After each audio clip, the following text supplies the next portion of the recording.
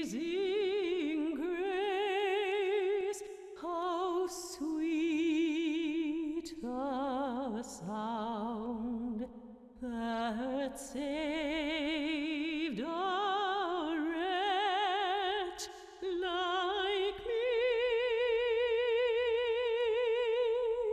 I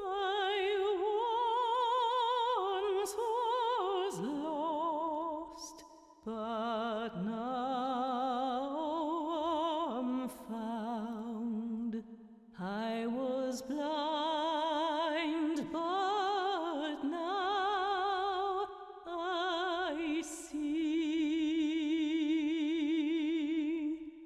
'Twas grace that taught my heart to fear, and grace my fears relieved.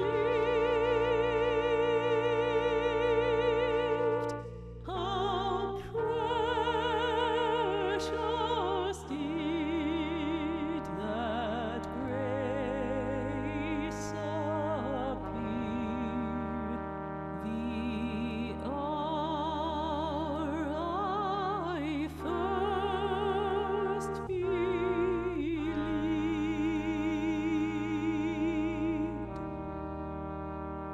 through many dangers, toils, and snares, I have already come. 'Twas grace that brought me safe.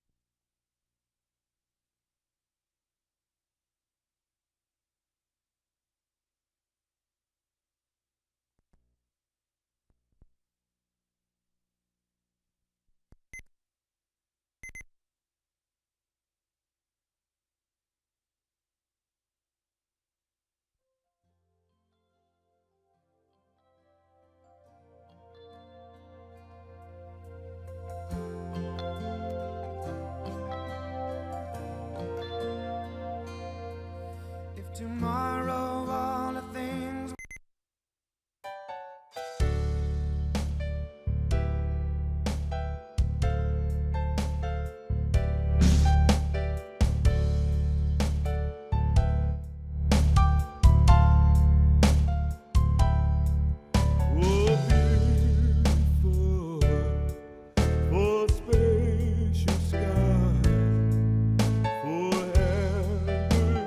Ways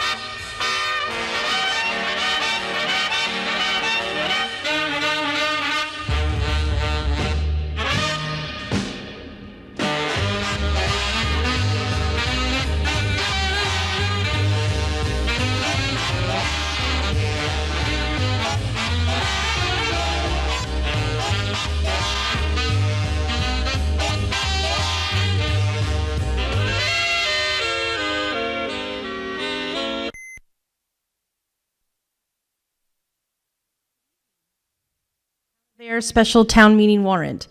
Ayer Shirley Regional High School Auditorium, 141 Washington Street, Ayer, Massachusetts, 01432, May 8th, 2017, 7 p.m. Commonwealth of Massachusetts, Middlesex County. Greetings. In the name of the Commonwealth of Massachusetts, you are hereby directed to notify and warn the inhabitants of the town of Ayer qualified to vote in town elections and affairs to meet at the auditorium in the Ayer Shirley Regional High School located at 141 Washington Street, Ayer, Massachusetts, on Monday, the 8th day of May, 2017, at 7 o'clock in the evening, then and there to act on the following articles.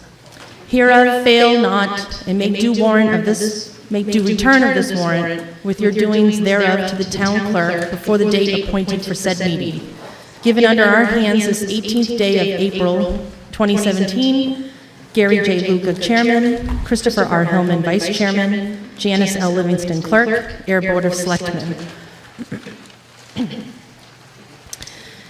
As directed in the foregoing warrant, I have this day posted 3 attested copies in 3 public places, one of which was the Town Hall at least 14 days before said meeting, all as herein directed. Samuel Goodwin, Jr., Constable, April 21st, 2017. Article 1. What's your point of order, sir?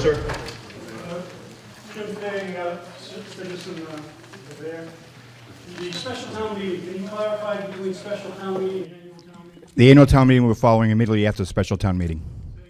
The annual town meeting will be immediately following the end of the special town meeting. Okay. Article 1. To see if the town will vote to transfer from free cash and appropriate the following amount to pay unpaid bills for fiscal year 2016 as authorized under General Laws, Chapter 44, or take any action thereon or in relation thereto. Mr. Moderator, Mr. Hillman. I move that the town vote to transfer from free cash the sum of $2,791.95 to pay unpaid bills from fiscal year 2016 as read by the moderator. Is there a second? Seconded. It's been moved. Article 1 has been moved and seconded. Is there any discussion on the article as written? There being none, all those in favor, please say aye. Opposed? It is unanimous. Therefore, it is a 9/10 vote, and the motion is carried. Do I hear a motion to adjourn the special town meeting? Is there a second? Second. All those in favor of adjourning special town meeting, please say aye. Aye. Opposed? Didn't think so. Mr. Moderator, could we Ms. Selectman? lower the lights a little? Because we're going to get a sunburn. I don't know who's in charge of lights up there. Is there anyone? I think we're getting a sunburn tonight. Well, I also had my eyes dilated, so it really hurts. Oh, okay. Annual town meeting, I'll let the clerk read the charge.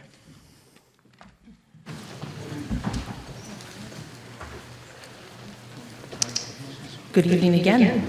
Town of Ayer Annual Town Meeting Warrant. Ayer Shirley Regional High School Auditorium, 141 Washington Street, Ayer, Mass. 01432, May 8th, 2017, 7:05 p.m.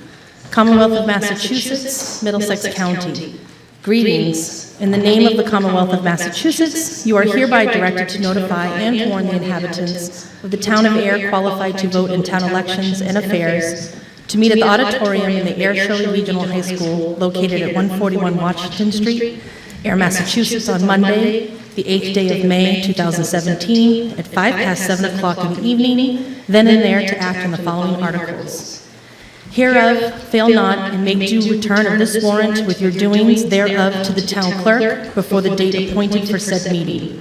Given under our hands this 18th day of April, 2017, Gary J. Luca, Chairman, Christopher R. Hillman, Vice Chairman, Janice L. Livingston, Clerk, Ayer Board of Selectmen.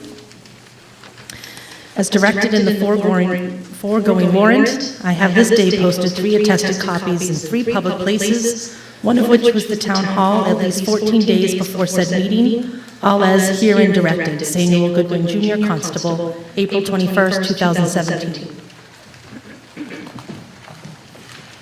As everybody please rise.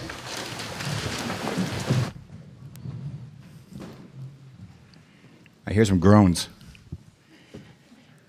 I pledge allegiance to the flag of the United States of America and to the republic for which it stands, one nation, under God, indivisible, with liberty and justice for all. Please remain standing one moment. We have a moment of silence this year. We've had one former town official pass away, actually just recently. Myrtle McLeod was a member of the school committee back in the 1980s. Just have a moment of silence for Mr. McLeod.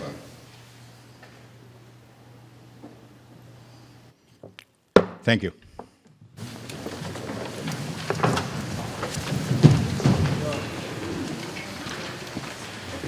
Okay, since Article 1 is the elections itself, Article 2, to see if the town will vote to fix the salaries and compensation of elected officers of the town of Ayer, as provided by Section 108, Chapter 41 of the General Laws as amended, or take any action thereon or in relation thereto, as written in the warrant. Mr. Moderator, Selectman Hillman. I move that the town vote to fix the salaries and compensation of the elected officials as read by the moderator. So moved and second. Is there any discussion on the article as written? There being none, all those in favor, please say aye. Aye. Opposed? The ayes have it, the motion is passed. Article 3, contract funding. ASME 93, Town Hall Clerical Union Contract. To see if the town will vote to raise and appropriate or transfer from the available funds a sum of money to fund the first-year cost items of a collective bargaining agreement between the town of Ayer and the Town Hall Clerical Union, ASME 93, for the period of July 1st, 2017 through June 30th, 2020, or take any action thereon or in relation thereto. Mr. Moderator, Selectman Luca. Selectman Livingston will take care of it.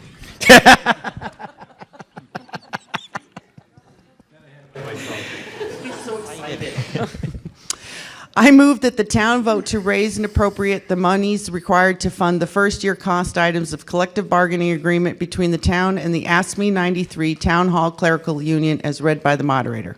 Is there a second? The article's been moved and seconded. Is there any discussion? There being none, all those in favor, please say aye. Aye. Opposed?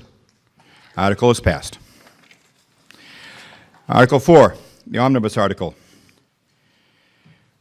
To see if the town will vote to raise and appropriate the following sum or sums of money for the omnibus items or take any action thereon or in relation thereto.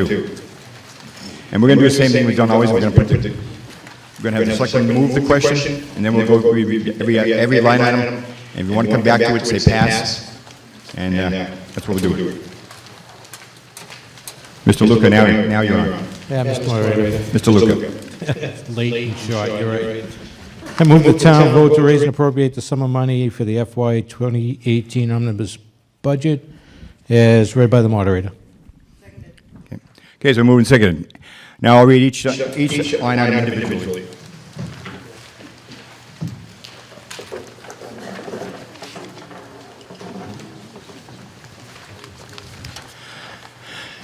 Department 100, line item 1, selectmen, $221,502.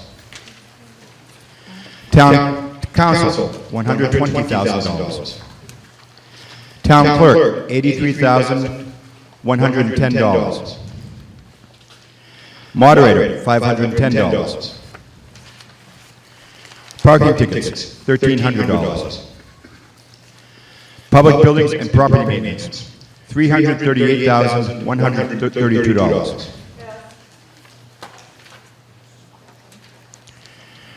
Registration and elections, $14,946. Postage, $20,000. American Legion, $600. Memorial Day, $2,000. 4th of July celebration, $10,000. Holiday lights, $10,000. Communications Committee, $0. Personnel Board, $500. Department 200, line item 1, Town Accountant, $195,589. Benefits and payroll, $74,872. Computer support, financial systems, $48,288. Assessors, $177,786. Tax collector, $97,854. Treasurer, $79,412. Health and life insurance, $1,532,673. Property and liability insurance, $132,603.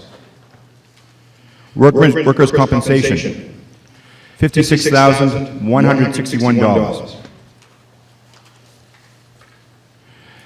Fire and police accident, $185,389. $359, excuse me.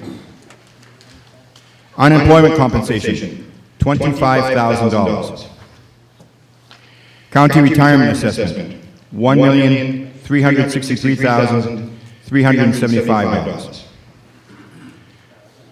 Notes and bonds principal, $942,010. Please turn off any cell phones, please. Interest, $179,095. Tax title, $8,000. FICA Medicaid, $108,000.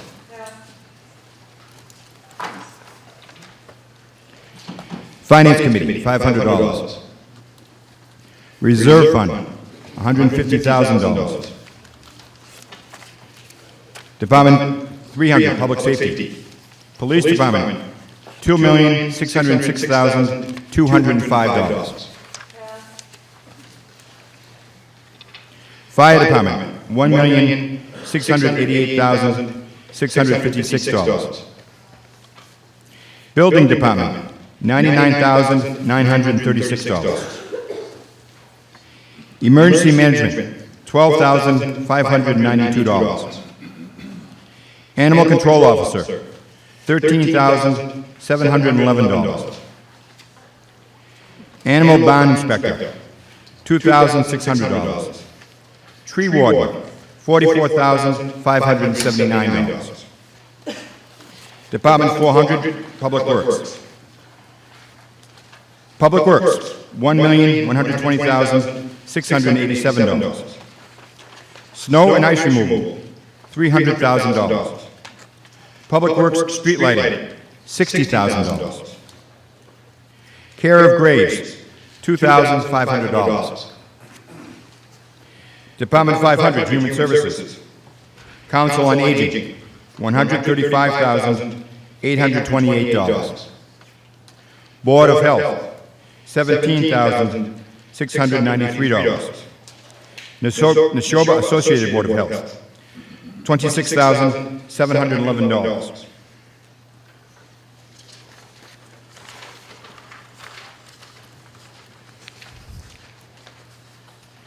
Parks Department, $142,776.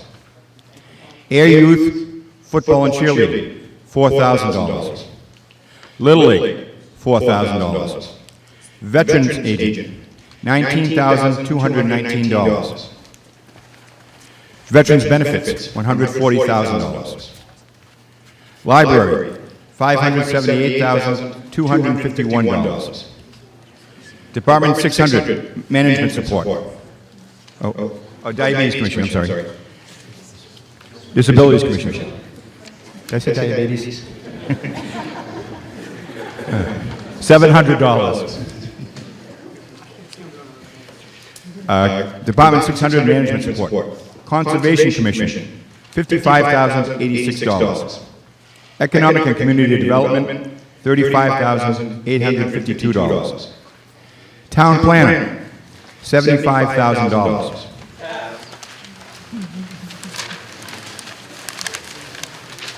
Historical Commission, $750. Montechusett Regional Planning Commission, $2,390. Management Support, Printing and Reporting, $49,774. Information Technology, $149,699. Okay, so that's it. We're going back to the ones we passed over.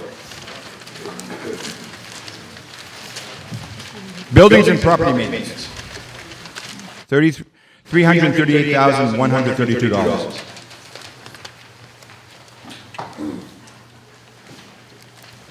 Mr. Moderator, I would like to know why there is such a huge increase on that and if they've applied for any grants. Mr. Pomperand. Mr. Moderator, through you to Ms. Bedurtha's question.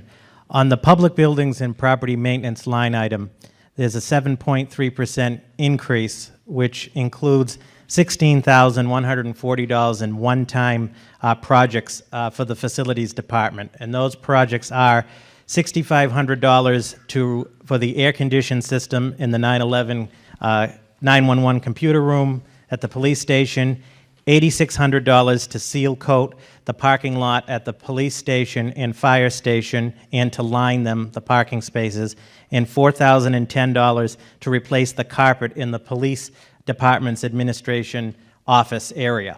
So that represents the change in the considerable increase in that line item. And they were not applied for grants as their routine maintenance projects under the facilities department. Any further discussion? No. The next item passed over is FICA Medicaid, $108,000. Same question, why the increase in that?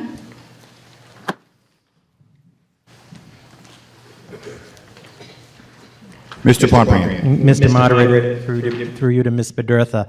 On the FICA Medicare line, the increase is based on, this is the town's portion that we have to pay, is based on some increases in the salaries. As salaries increase, whether through contractual agreements or through the town's personnel system, accounts for that increase. As the salaries go up, so does the town's contribution for the FICA Medicare. Okay. Ms. Bedurtha? No? Okay. Any further discussion on this item? There being none. Department of Public Safety, Police Department, $2,606,205. I'm sorry, but I can't help notice the discrepancy between the fire and the police and why the police are so much more for increases in their wages and salaries. Could someone answer that? Mr. Pomperand. Mr. Moderator, through you to Ms. Bedurtha's question. The police department and the fire department, the majority of they're two separate unions and two separate collective bargaining agreements. So the wages, salaries, and benefits for both departments do vary. That's largely a reflection of the historic contracts between the two. The other difference, as noted in the warrant, the increase in the cost of a cruiser of $10,800 was put into the regular omnibus this year as well. But the discrepancy in no way reflects, it has to do with the nature of the different jobs and the collective bargaining agreements. Any further discussion on this item? There being none. Last one. I'm going to be a while, I think. Town planner, $75,000. Mr. Hood. On the April 26th Finance Committee meeting, the committee voted by a vote of 4-0 that to not add the town planner into the budget. There were a couple of reasons why. One was the guidance that was given to the department heads for the FY18 budget was to not include any new personnel, primarily because of the growth that we have had over personnel over the last couple of years. And also, we didn't feel there was enough information detailed for the job, what they were going to be doing, et cetera, to warrant including this in the budget. And I'd ask the town administrator if he can to please address those. Mr. Pontbriand. Mr. Moderator, through you to Mr. Hood, Chairman of the FinCom, and to the Assembly. The request of the town planner solely came from me to the Board of Selectmen, and I asked the Board of Selectmen on April 18th at their duly posted public meeting to consider putting this position before you, town meeting, for consideration of approval. And as I mentioned, not only at the April 18th meeting to the Board of Selectmen, but also to the by-board meeting, a couple of things. First, I did acknowledge that the guidance that was put out for the budget preparation for the FY18 budget was done in December of 2016.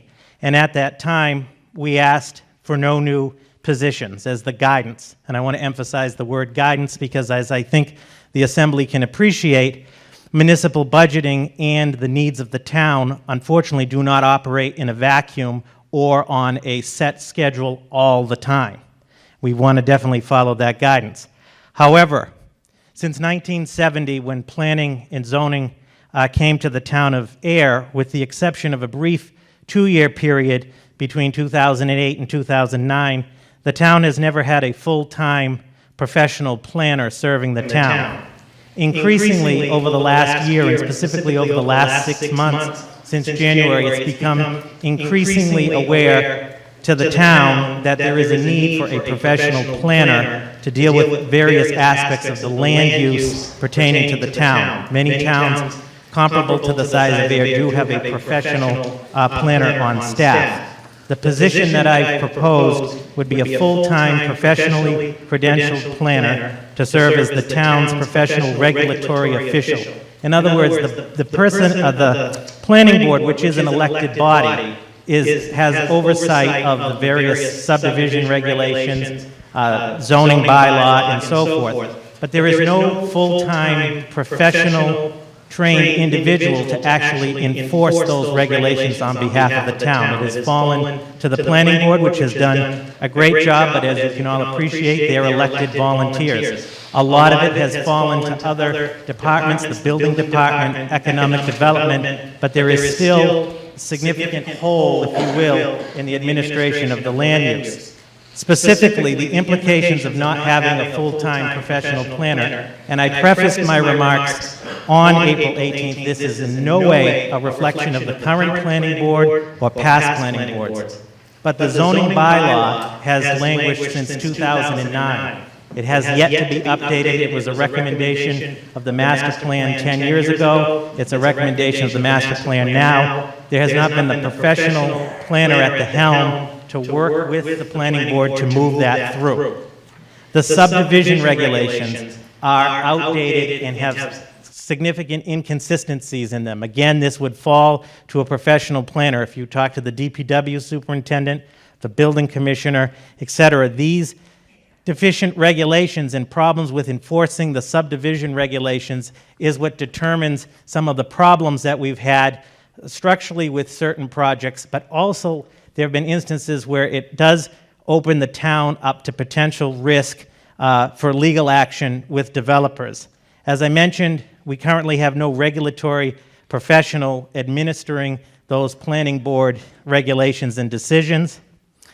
We have Chapter 61 agricultural and forest land in the town that is being converted to be developed, and that's not necessarily a bad thing, but the Chapter 61 issue, and I know many of you are aware of this, there is nobody steering that in a professional manner, and there have been opportunities that have passed the town potentially for land acquisition, and the overall way in which it's been handled has caused a lot of costs on the legal side to the town.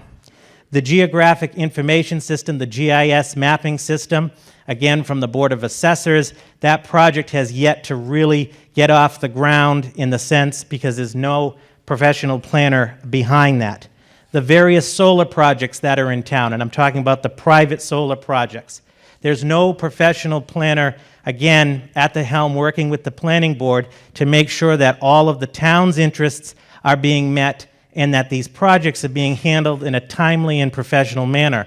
And as the body can appreciate, when dealing with private developers, again, it opens up the legal realm and exposes the town to potential suit if things are not done correct in terms of procedure, form, and substance.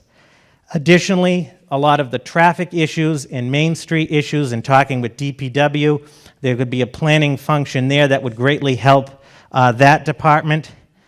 The site plan review process, again, goes through an interdepartmental review, but we have a missing hole that we don't have a professional planner looking at it from a planning perspective.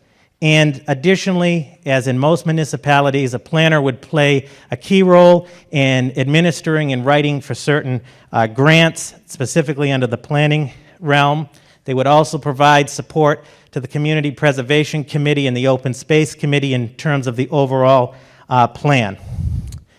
Finally, I fully understand the concern about the fact that this was introduced into the budget in April, but the cost of not doing it in terms of the disruption of work, the burden on other departments, and the potential legal implications from some of these projects will far outweigh the cost of the $75,000 for the position. The position, if you approve the funding, would be hired through a search committee. Again, in the job description would be in consultation with the planning board, and we would be looking to get this in place for July 1st, and as always, would review the position as we move forward. So I thank the moderator and the body. Is there any further discussion on this item?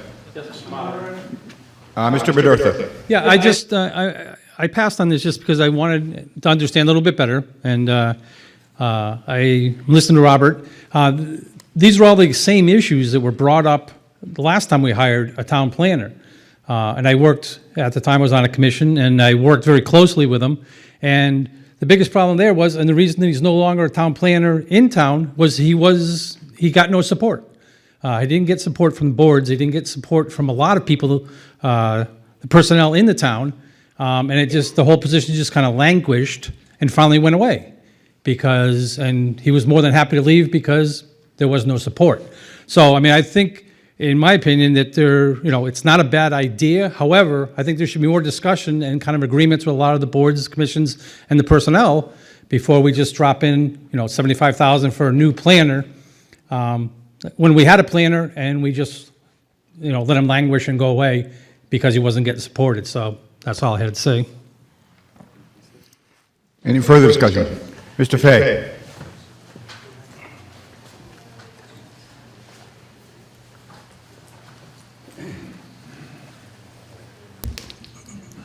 Mr. Moderator, through you to the body, as chairman of the planning board, again, Jim Fay, the board has discussed this as recent as this past year in terms of coming back forward now that we have a full board.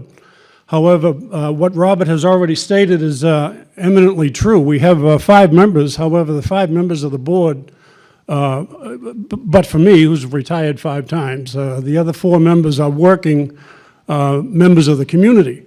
And given that you really do have a volunteer situation where a lot of their time, or as much of the time needed to the task, cannot be spent because they work.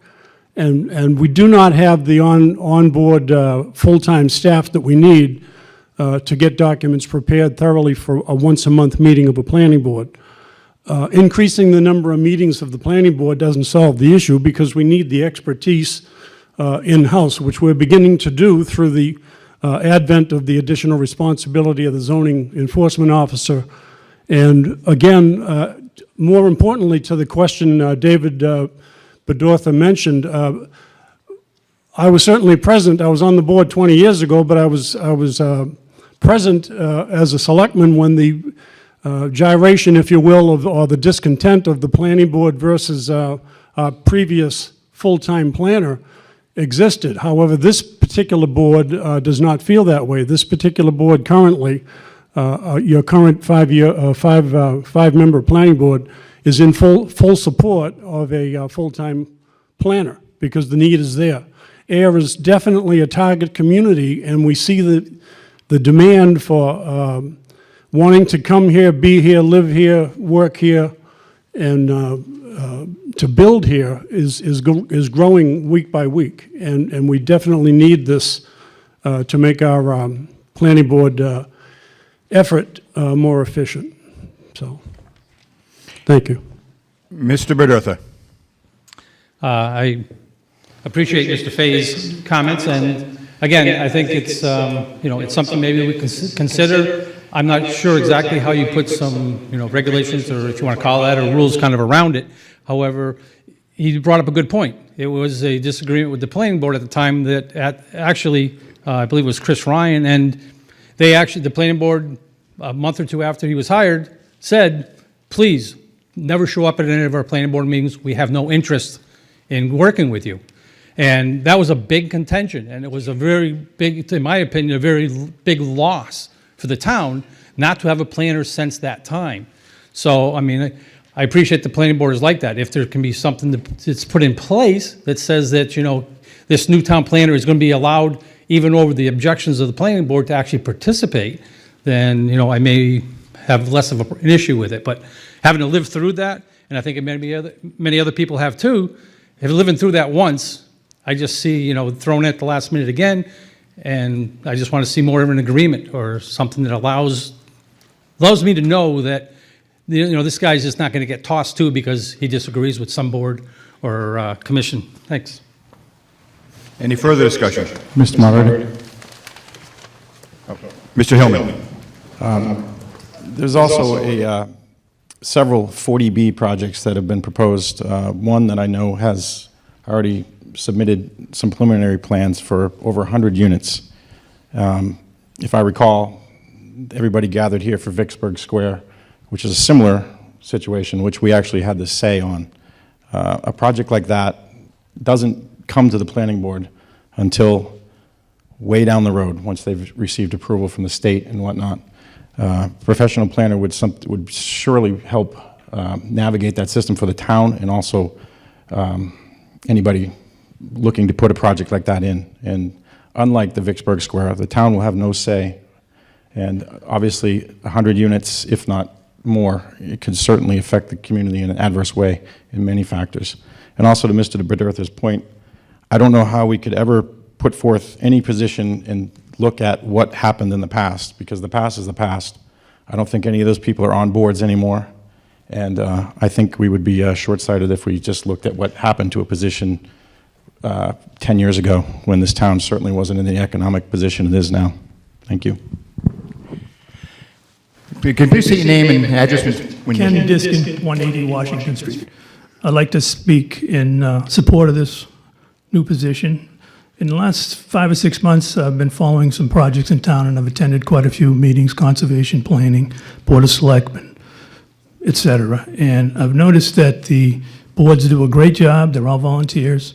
But there's definitely been a situation where I've noticed at the meetings that oftentimes plans are submitted at the meetings, and it might have been seen for the very first time right at that meeting and opened up by the applicant or the developer in front of that board at that time.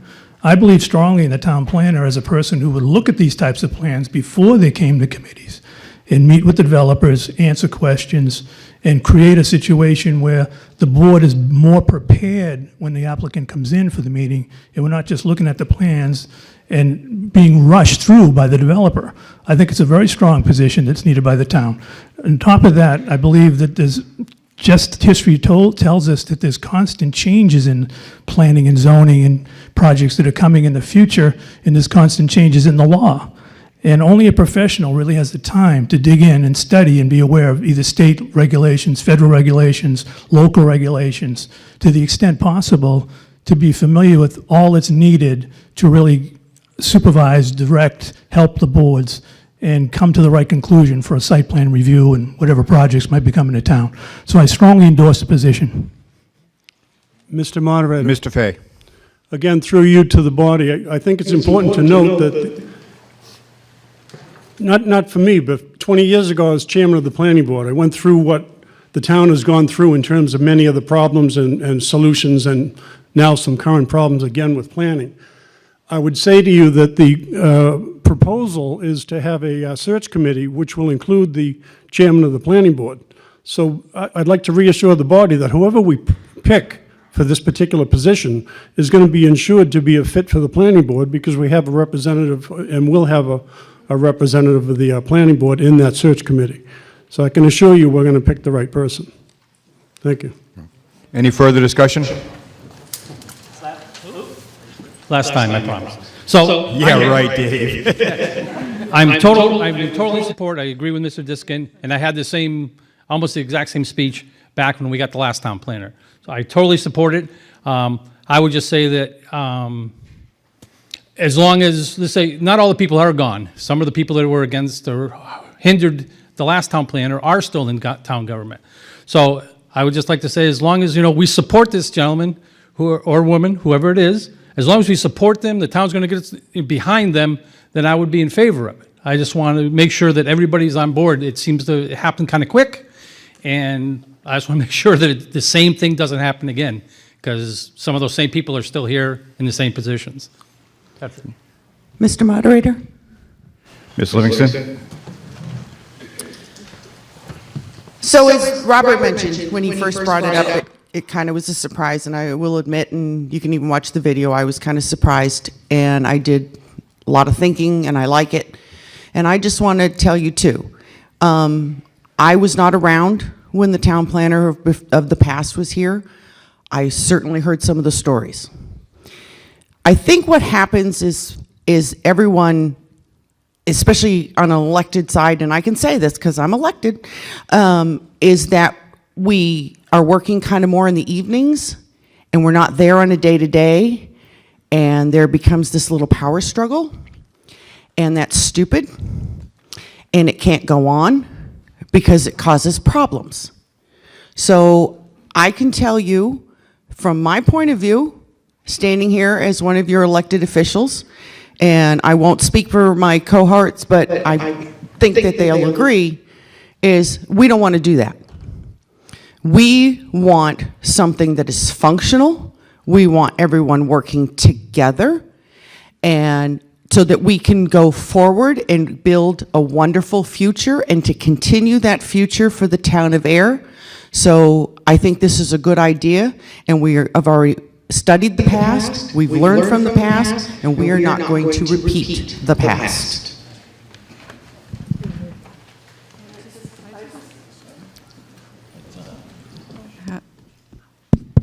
I just have one additional question. Ms. Bedurtha? Mr. Moderator. Will this new person help rewrite the bylaws? Because if they don't do that quickly, we might be in more trouble than we want to be. Mr. Pompriant? Mr. Moderator, through you to Ms. Bedurtha, the answer is yes. As I mentioned in the beginning, the zoning bylaw has languished since 2009. Part of that is we have had no professional person dedicated to that with the planning board to move that forward. So yes. Okay. I'm still on the fence. Yes, sir. Mr. Moderator, I'm Jeff Tillotson, 15 Oak Ridge Drive, member of the planning board. I'm new to town, October a couple of years ago.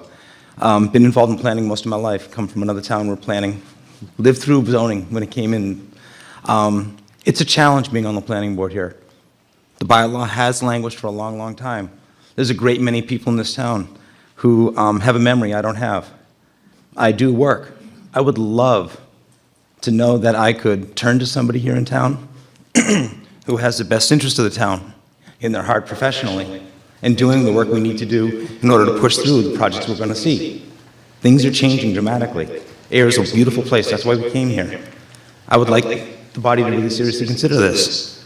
And I, as one member of the planning board, will not fight the person. It's my commitment to you. Thank you. Okay, any further discussion? There being now, it sounds like everybody's on the same page.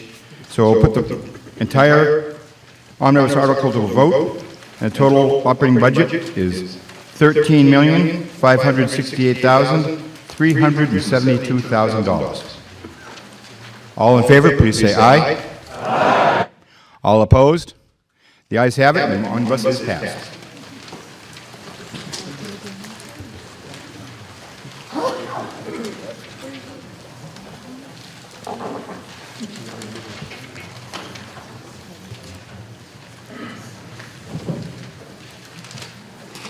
Article 5, establishing and appropriating special education reserve fund to see if the town will vote to accept the provisions of Massachusetts General Laws, Chapter 40, Section 13E, which allows the establishment of an appropriation or transfer of money to a reserve fund to be utilized in the upcoming fiscal years to pay without further appropriation unanticipated or unbudgeted costs of special education, out-of-district tuition or transportation, or take any action thereon or in relation thereto. Moderator. Mr. Hillman. I move that the town vote to accept the provisions of Mass General Law, Chapter 40, Section 13E, for the establishment and appropriation of a special education reserve fund, as read by the moderator. Is there a second? Moved and seconded. Any discussion on the matter? Mr. Moderator? Mr. Kelly. Through you to the meeting. This was brought forward by the Regional School Committee, and it's actually a brand-new law in the state of Massachusetts that we have chosen to bring to town meeting to ask for your support. If you're familiar with school budgets, and I'm sure that you are, you know that the biggest risk the school budget has is special education. If a student moves into town midway through the year and requires, for example, a residential placement, that could easily add $150,000, $200,000 to the school budget, which wasn't planned for in the prior year. This gives regional districts and all school districts the ability to set aside monies for when situations like that arise so that we can appropriately address them and not have to remove money from other departments, classrooms, layoffs to do anything in order to take care of a child's needs. The other thing that's important for the body to note is that we are not asking for additional monies in order to establish this fund. We're establishing the fund, and then we're taking money from our own excess and deficiency in order to fund it. So there's nothing in this year's budget that is going directly toward the funding of this reserve fund.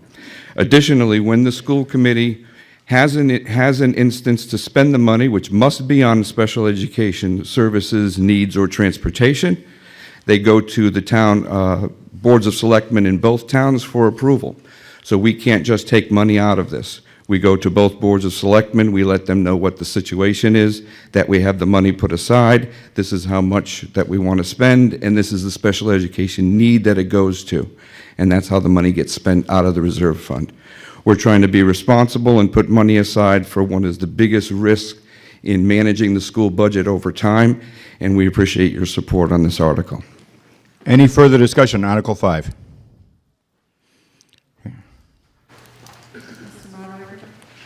Actually, this gentleman over here raised his hand first. He just, Okay. Okay. Of course, he's the furthest away from microphone as you could be. Just waiting to see if Mr. Kelly was going to actually answer the question during his talk. Mr. Moderator, Jeff Mays, 72 Pleasant, through you, Mr. Moderator, to Mays. Mr. Kelly. Pat, what happens to this article if Shirley doesn't vote on it? I would assume we both have to vote on it. That's true. In order to establish the fund, we need approval in both Ayer and Shirley. We have discussed it with the Finance Committee and the Board of Selectmen in Shirley, who have given us their support.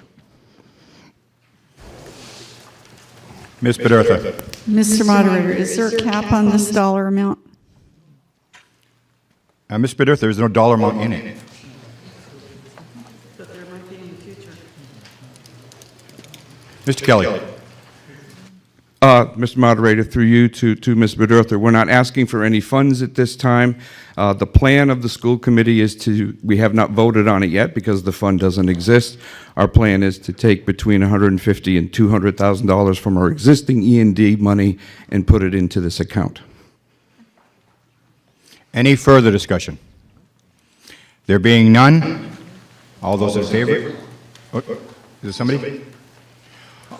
All those in favor, please say aye. Aye. All opposed? It's unanimous, therefore it is passed.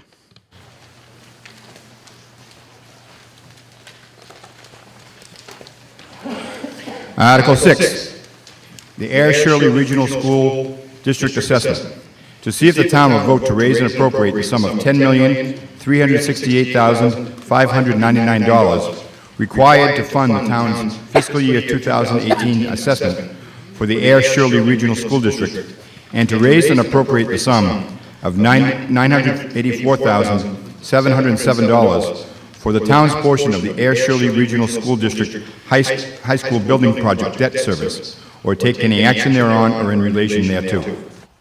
Mr. Moderator? Ms. Livingston. Wait a minute. Okay. Yeah, I almost fell. I move that the town vote to raise and appropriate the sum of $10,368,599 to fund the town's FY 2018 assessment for the Ayer Shirley Regional School District, and the sum of $984,707 for the town's portion of the Ayer Shirley Regional High School Building Project debt service, as read by the moderator. It's been moved and is there a second? It's been moved and seconded. Is there any discussion? Mr. Moderator. Mr. Kelly. With your approval, we didn't do a presentation on the budget, and we have several members of the school committee and the administration here if there are particular questions. However, I would like to point out to your left, Mr. Moderator, there are some banners on the wall, and for the last 3 years, this high school has earned a silver medal, identifying it as one of the top 20% of high schools in the United States.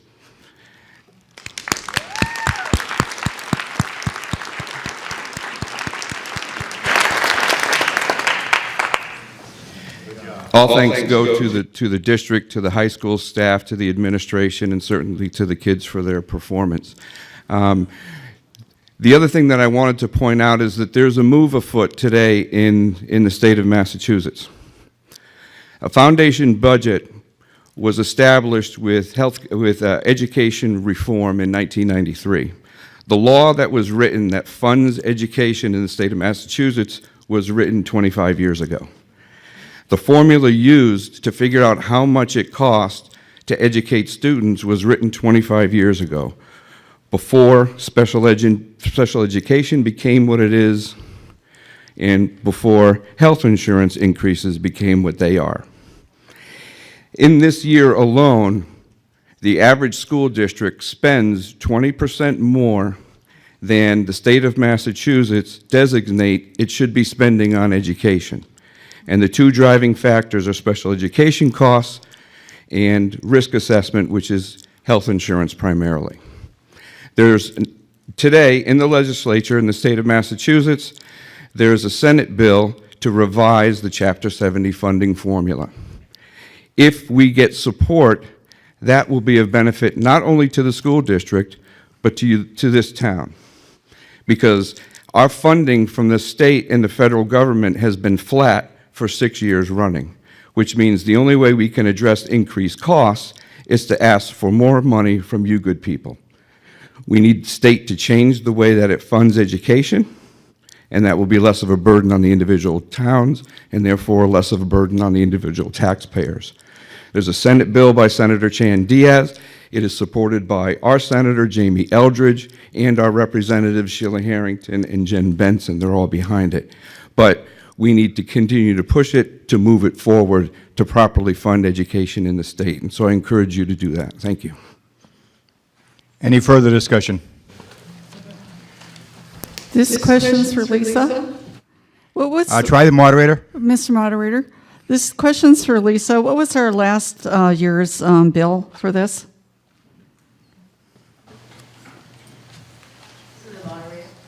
Ms. Cabri, Town Accountant. And FY, the combined total between that assessment and the regular operating assessment was $11,079,740. So it's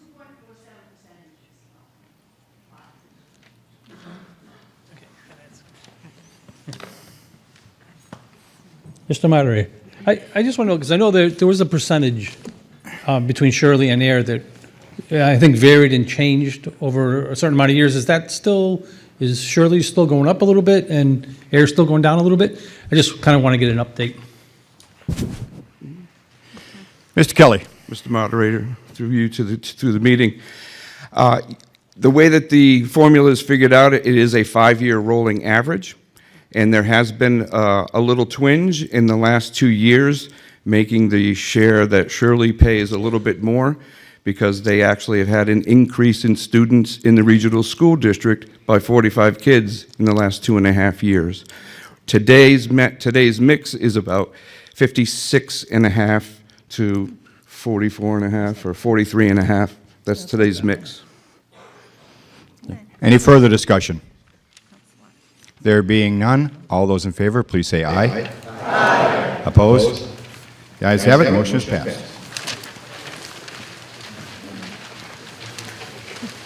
Article 7, fiscal year 2018, Neshoba Valley Technical Vocational School Assessment. To see if the town will vote to raise and appropriate the sum of $632,697 required to fund the fiscal year 2018 assessment for the Neshoba Valley Regional Technical High School, or take any action thereon or in relation thereto. Mr. Moderator. Mr. Luca. I move that the town vote to raise and appropriate the sum of $632,697 required to fund the FY 2018 assessment for the Neshoba Valley Regional Technical High School, as read by the moderator. It's been moved and seconded. Any discussion on the article? Mr. Moderator. Ms. Bedertha. This question is for Lisa again. What was last year's bill for that? It's $100,000 less this year than it was last year. Any further discussion? There being none, all those in favor, please say aye. Aye. All those opposed? The ayes have it, the motion is carried. Enterprise funds. Article 8. Solid waste. To see if the town will vote to raise and appropriate or transfer from available funds the following funds to operate the solid waste department. Direct cost of $436,897, of which $282,000 is to come from solid waste revenue. $24,968 is to come from solid waste retained earnings, and $129,929 is to come from the tax levy, and indirect costs of $110,978 to come from the tax levy, or take any action thereon or in relation thereto. Mr. Moderator. Mr. Hillman. I move that the town vote to appropriate $436,987 for direct costs, of which $282,000 is to come from the solid waste revenue, $24,968 from solid waste retained earnings, and $129,929 from the tax levy, and indirect costs of $110,978 from the tax levy to operate the solid waste department, as read by the moderator. So it's been moved and seconded. Any discussion on Article 8? There being none, all those in favor, please say aye. Aye. All those opposed? The ayes have it. Article 8 is passed. Article 9, ambulance. To see if the town will vote to raise and appropriate or transfer from available funds the following funds to operate the ambulance department. Direct cost of $163,493 is to come from the ambulance revenue, and indirect costs of $356,165, of which $286,507 is to come from ambulance revenue, and $69,658 from ambulance retained earnings, or take any action thereon or in relation thereto. Mr. Moderator? Selectman Livingston. I move that the town vote appropriate $163,493 for direct costs from ambulance revenue, and appropriate $356,165 for indirect costs, of which $286,507 is to come from ambulance revenue, and $69,658 from ambulance retained earnings to operate the ambulance department, as read by the moderator. It's been moved and seconded. Is there any discussion? There being none, all those in favor, please say aye. Aye. All those opposed? Article 9 is passed. The ayes have it. Article 10, sewer. To see if the town will vote to raise and appropriate or transfer from available funds the following funds to operate the sewer department. Of direct costs of $2,000,000 $577,083, of which $2,554,264 is to come from sewer revenue, and $22,819 to come from the tax levy. Wastewater treatment plant improvements of $750,000 is to come from sewer retained earnings, and indirect costs of $329,837 is to come from sewer revenue, or take any action thereon or in relation thereto.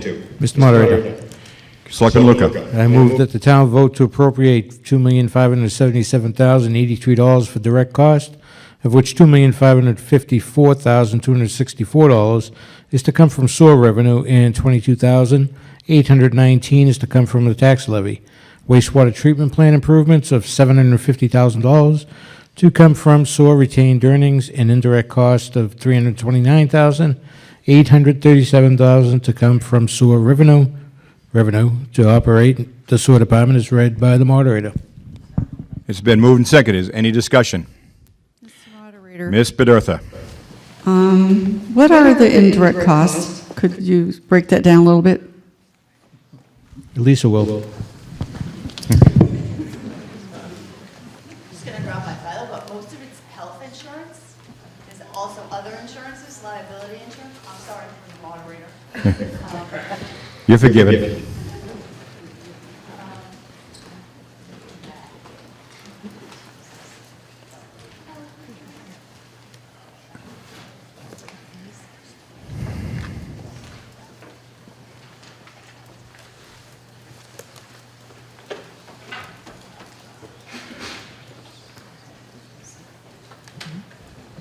So, yeah, the bulk of it is health insurance, liability insurance, workers' comp insurance, FICA, based on the employees. It's basically employee benefits and insurances. Any further discussion? Mr. Moderator.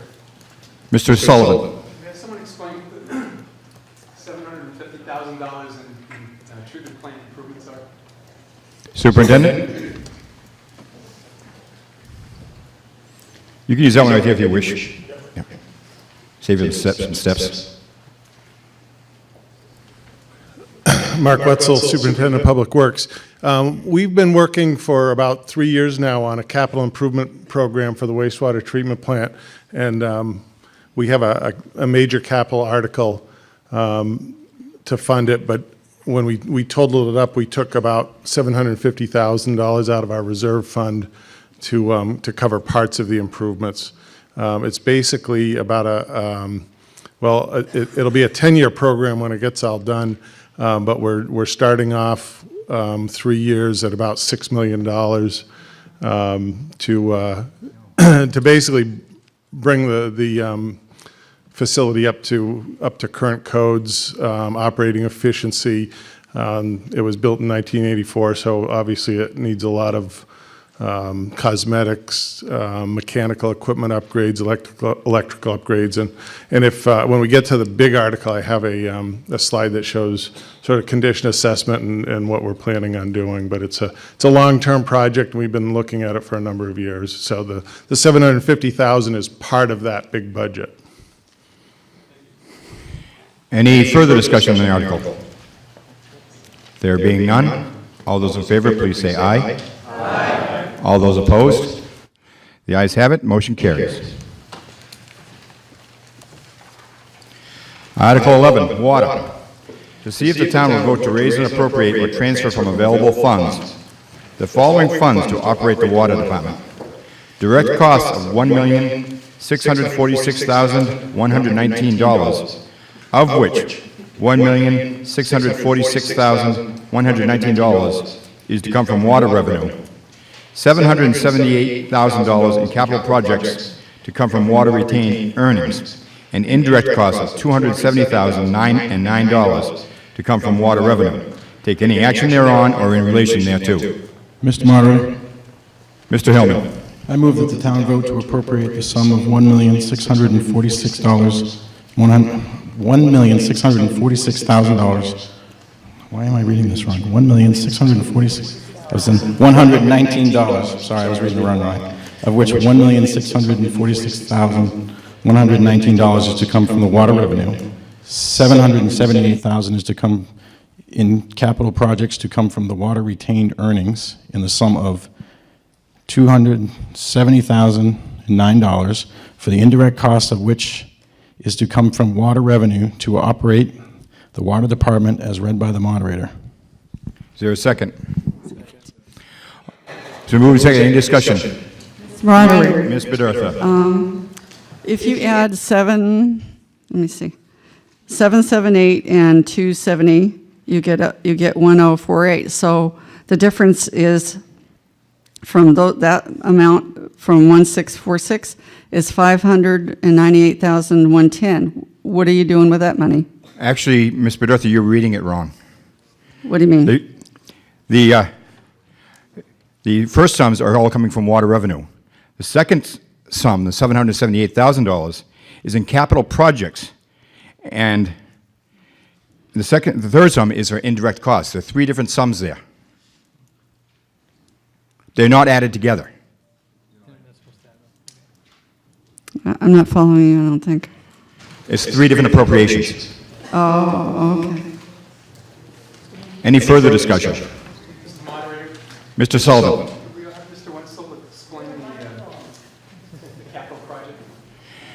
Mr. Wenzel? And Connie, next time use the microphone so they can hear you. Thank you, Mark Wetzel, Superintendent of Public Works. And I don't have a slideshow for this, so you guys can rest easy. What we decided to do was, since we have a fairly large reserve set up in the water from collecting more revenues than we spend every year, we decided to pay for the capital improvements out of that excess revenue. So that includes, we appropriate $250,000 a year to do water main improvements. So we're proposing to do Pearl Street water main replacement this year. If we have some money left over, we'll move over to Williams and replace the water main there. And then eventually, so what we're trying to do is replace infrastructure before we start paving roads.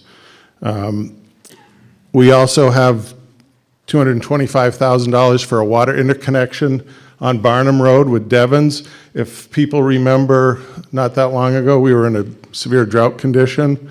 And if we had lost one of our supplies, we would have had some problems. We've got a pretty big water main about 1,000 feet away in Devon, so this would connect us with Devon's, put in a water meter, and it would be an emergency interconnection. I met with Devon's and we'd set up an agreement, so we're only going to use the water when both departments agree to it. We are going to connect a water main through from Pleasant Street over to the Rosewood area, Jonathan Drive. Right now, that whole end of town on Groton School Road and Fitchburg Road is served by one water main on Park Street. So if we can loop it through, we'll get much better flows and reliability to that area. We're buying a mini excavator so that we can do our emergency repairs and our new services with better equipment. We have money for a valve maintenance trailer and vac excavator. So those are the main items in capital. Any further discussion on Article 11? There being none, all those in favor, please say aye. Aye. All those opposed? The ayes have it. Article 11 is passed. Revolving funds article. New bylaw. To see if the town will vote pursuant to the provisions of general laws, Chapter 44, Section 53E and a half, as most recently amended, to 1, establish the following revolving funds and fiscal year spending limits as set forth below, and further, 2, to amend general bylaws by inserting a new bylaw, Article 55, revolving funds, establishing various revolving funds, specifying the departmental receipts to be credited to each fund, the departmental purpose purposes or programs for which each fund may be expended, and the entity authorized to expend each fund, such bylaw to provide as follows, as written in the warrant.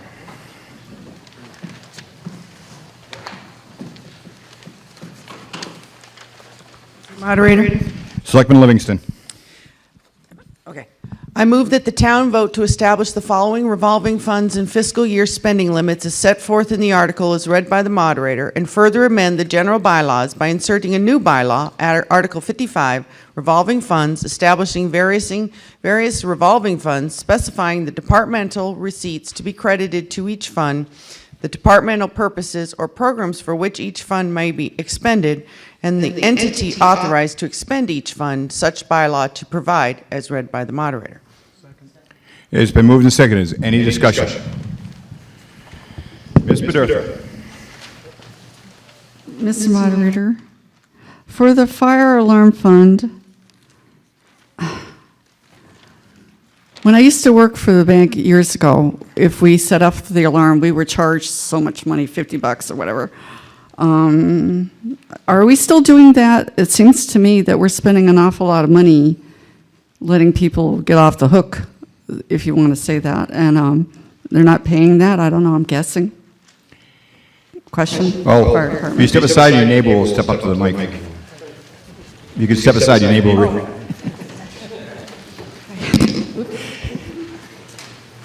Robert Pedrazi, Fire Chief. Chief Pedrazi.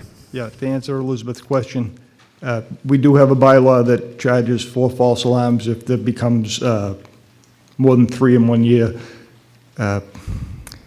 We haven't had that occasion. We do have a lot of alarms, but we have a lot of buildings that have alarms. The purpose of the fund is basically to maintain the hardwired fire alarm system and the radio box fire alarm system. Everybody that has an alarm on their building in town pays a maintenance fee of $300 a year that goes into that fund. And then when we have breakdowns or we need to buy equipment, it comes out of that fund. It doesn't come out of the tax levy. Any further discussion? There being none, all those in favor, please say aye. Aye. Opposed?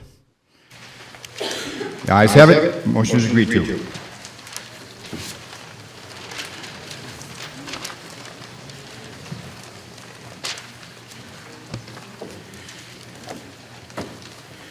Bar article. This article here, we'll do each one, I'll read the article. We'll do each individual item separately, and each one requires a 2/3 vote. Article 13. Oh, did I skip one? No. Article 13, to see if the town will vote to authorize the treasurer, with the approval of the Board of Selectmen, to borrow the sum set out in the warrant and hereby listed for the purpose of funding the following equipment, services, and public works projects as contained in the capital budget. Each sum hereafter to be voted on separately or take any action thereon or in relation thereto. Mr. Selectman Luca. Move that the town vote to authorize the borrowing of the total sum of $5,952,185 for the purpose of funding the equipment, services, and projects as contained in the articles read by the moderator. Is there a second? Okay, so moving second. First item, DPW stormwater. The item they want to purchase is a street sweeper in the amount of $220,000. All those in favor, please say aye. Aye. All those opposed? Police Department. Radio infrastructure repair, radio infrastructure, Phase 2, $207,185. Any discussion? There being none, all those in favor, please say aye. Aye. Is unanimous, therefore it is a 2/3 vote. Same thing on the first one. Sewer enterprise.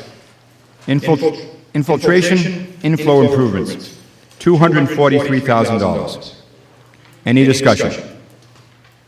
There being none, all those in favor, please say aye. Aye. All those opposed? It's unanimous, and therefore it is a 2/3 vote. Ambulance enterprise, wastewater treatment plant improvements, $5,250,000. Mr. Moderator? Ms. Bedurtha. Can I ask questions about this now or later? Yeah, right now is the time to do it. Okay. Is this amount ever going to decrease or increase, or what's the plan for this? Superintendent Wenzel.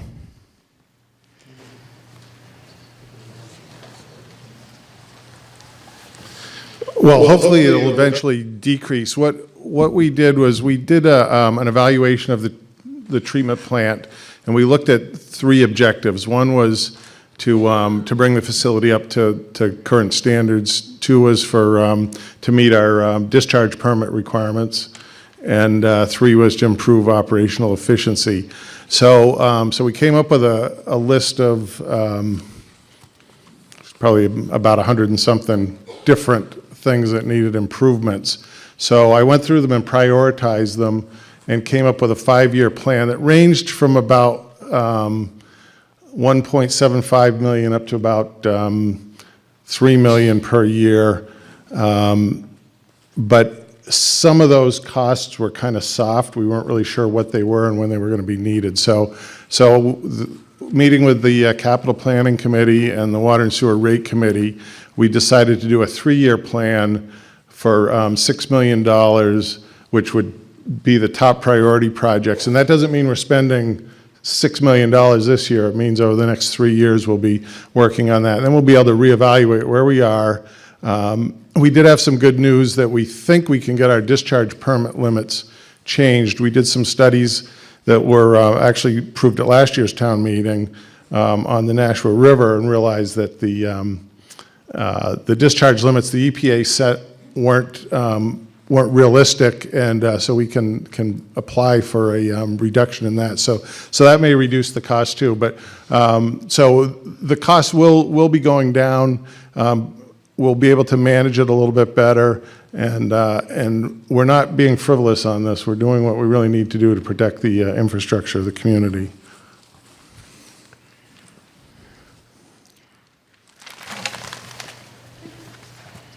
Mr. Diskins. Ken Diskin, 180 Washington Street.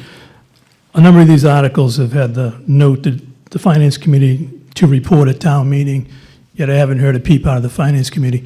So now I would like to hear the Finance Committee's comment on this. Scott, you were having an easy night. You were. Well, it was a long day at the office, so I was looking forward to an easy night. Out on the table, we did put together a one-page, and going through and discussing all of the capital articles, we do agree with the capital requests as they're put forth. The Capital Planning Committee goes through their process, and they vote the approval. So on this article, we do agree with it. Any further discussion? Mr. Moderator? Mr. Wetzel? If I may also add, the Water and Sewer Rate Committee, through the town accountant, looked at the impacts on the water or on the sewer rates for this improvement, and we've got it averaging about 3.5% per year for the foreseeable future. So it's not going to be, if we vote this, all of a sudden your rates are going to spike way up. It's pretty reasonable and pretty affordable. Any further discussion? There being none, all those in favor, please say aye. Aye. All those opposed? The ayes have it. It is unanimous, and therefore it is a 2/3 vote. It is passed. Ambulance Enterprise, replace cardiac monitor, $32,000. Any discussion? There being none, all those in favor, please say aye. Aye. Opposed? It's unanimous, therefore is 2/3, and it is passed. Okay, that takes care of 13. Article 14. The next ones are going to be the debt exclusion article that were voted on in Article 1 of the town elections. Article 14, authorization for debt exclusion for the West Main Street Bridge replacement, as written in the warrant. Oh, sorry. I move that the town vote to appropriate the sum of $1,230,000 for the purpose of replacing the West Main Street Bridge, and to authorize the treasurer, with the approval of the Board of Selectmen, to borrow the said sum pursuant to provisions of Mass General Law, Chapter 44, Section 7, or enabling an authority as read by the moderator. Seconded. It's been moved and seconded. Any discussion on the article? Mr. Moderator? Mr. Hill. I just want to add that, as most of you know, through the hard work of the DPW superintendent and engineer, they have obtained a $500,000 grant to help with the cost of this, if it is approved. Thank you. Any further discussion? There being none, all those in favor, please say aye. Opposed? It is unanimous, therefore it is a 2/3 vote, and the article is passed. Article 15, authorization for debt exclusion for the Department of Public Works Operations Center, as written in the warrant. Selectman Livingston. I move that the town vote to appropriate the sum of $900,000 for the construction of a DPW operations center and to authorize the treasurer, with the approval of the Board of Selectmen, to borrow said sum pursuant to the provision of Mass General Law, Chapter 44, Section 7, or any enabling authority as read by the moderator. It's been moved and seconded. Is there any discussion on Article 15? Mr. Sullivan? You're asking the Finance Committee's opinion on this. Chairman Hood? You know, someday someone else is going to speak. So the Finance Committee, so we discussed it, and this is a proposal that's been kicking around for a few years, and I think the initial proposal was around $2-3 million. So it is something that is needed, and the fact that they're looking at other options to keep the costs down, we thought was a good move on the DPW, and therefore we do approve it and recommend it. Any further discussion? There being none, all those in favor, please say aye. All those opposed? It's unanimous, therefore it is 2/3 vote, and the article is passed. Article 16, authorization for debt exclusion for Highway Department Public Works Highway Storage Garage, as written in the warrant.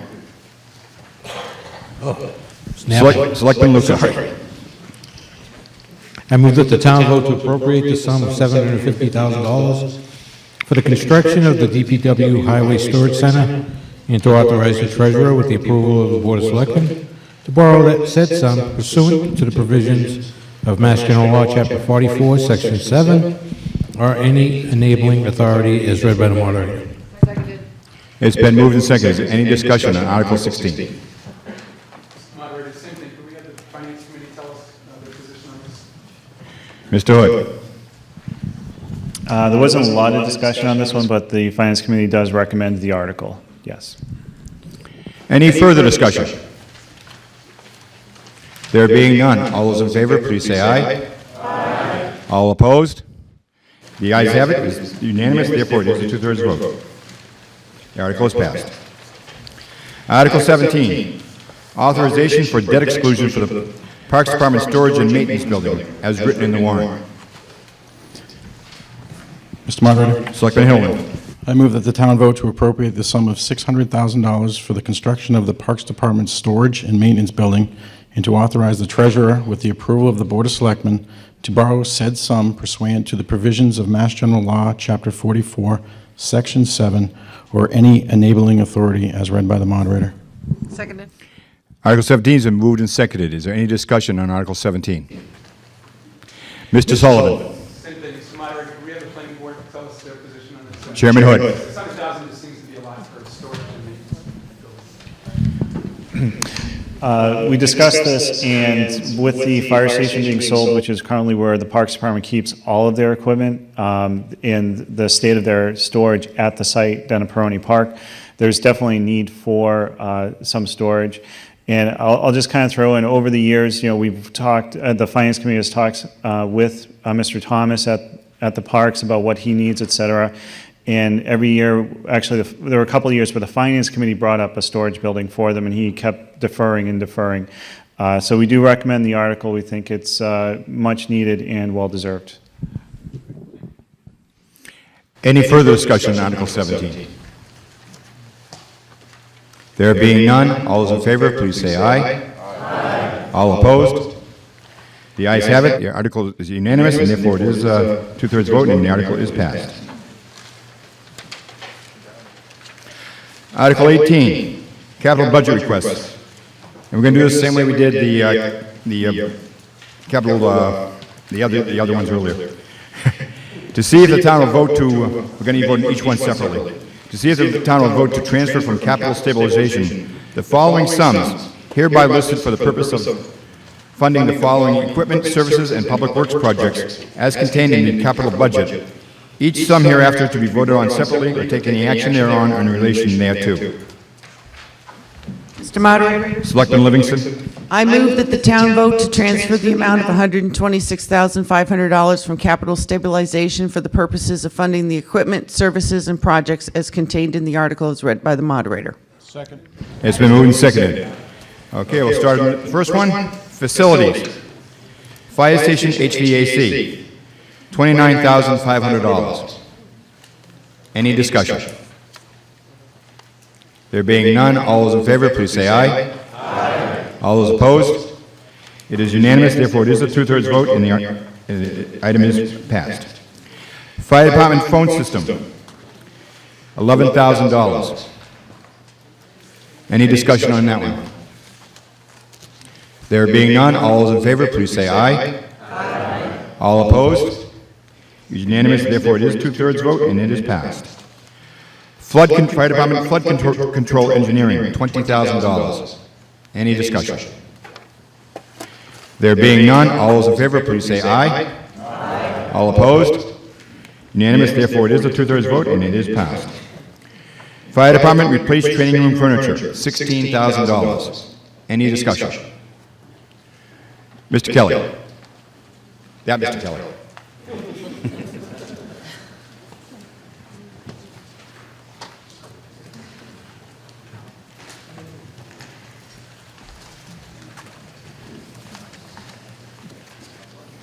Mr. Moderator. Mr. Kelly. I would like to know the exact total cost we're spending in this room.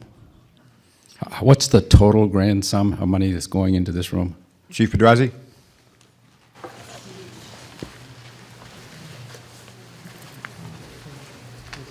Mr. Moderator, Chief Pedrazi. The total amount is the $16,000 that's in the warrant. I don't know.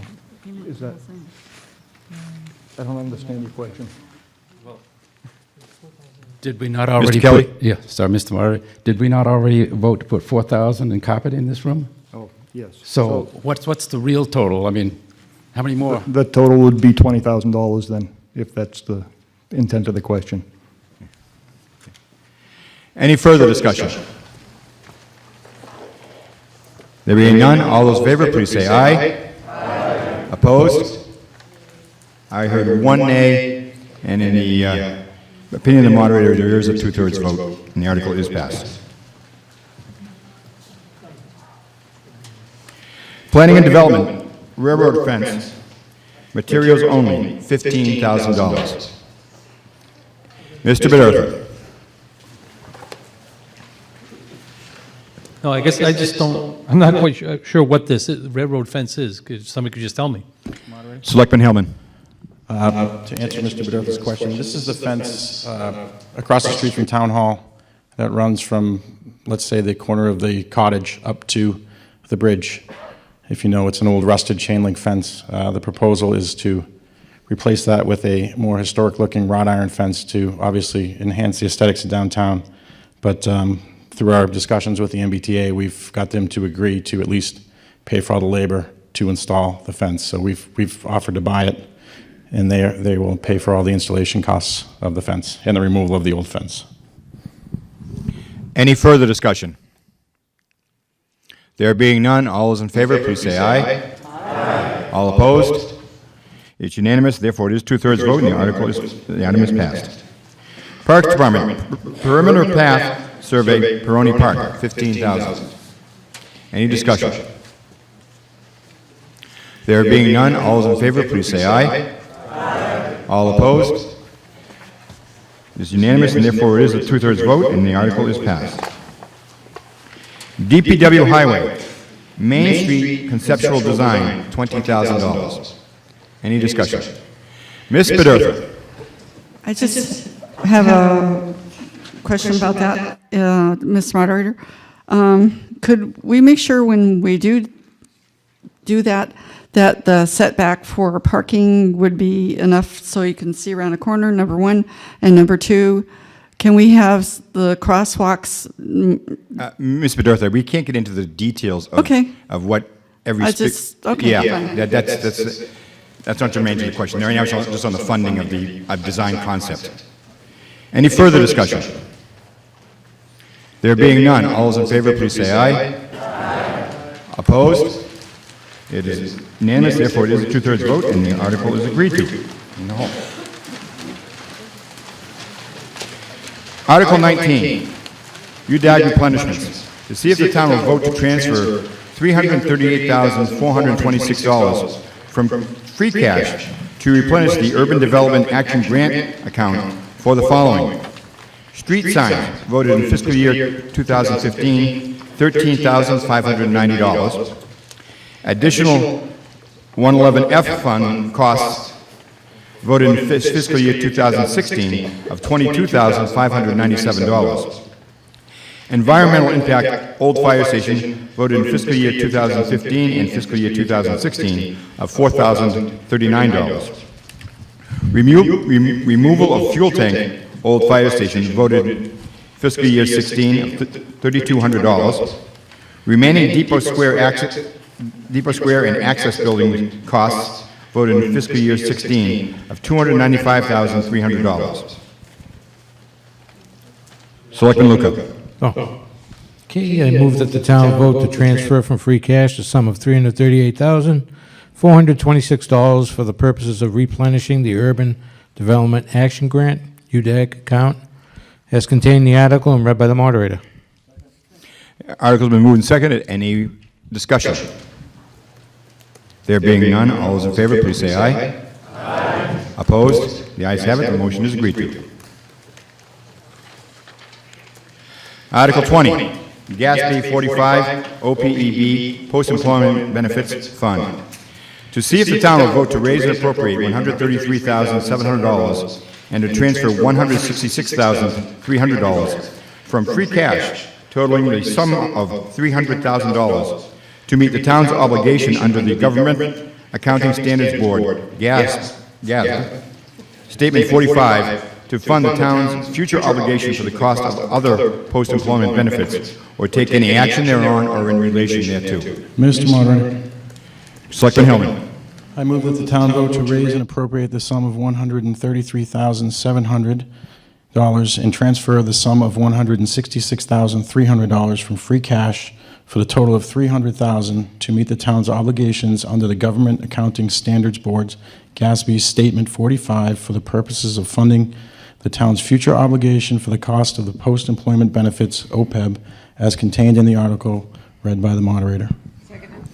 Article 20 has been moved and seconded. Is there any discussion? There being none, all those in favor, please say aye. Aye. Opposed? Unanimous? The item is passed.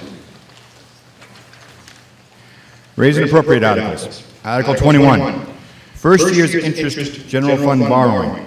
To see if the town will vote to raise and appropriate the sum of $293,039 required to provide for the first year's interest charges and associated administrative expenses on all general fund borrowing and bonding authorized by this town meeting, or take any action thereon or in relation thereto. Mr. Moderator, Selectman Livingston. I move that the town vote to raise and appropriate the sum of $293,039 required to provide for the first year's interest charges and associated administrative expenses on all general fund borrowing or bonding authorized by this town meeting as contained in the article and read by the moderator. It's been moved and seconded. Any discussion? There being none, all those in favor, please say aye. Aye. All opposed? It's unanimous, therefore it is passed. Article 22, funding for general code review and update services of town bylaws. To see if the town will vote to raise and appropriate the sum of $20,000 for the purpose of funding the professional services for the code review and update of Ayer's town bylaws, and any incidental or related costs and expenses, or take any action thereto or in relation there, any action thereon or in relation thereto. Mr. Moderator. I haven't finished yet.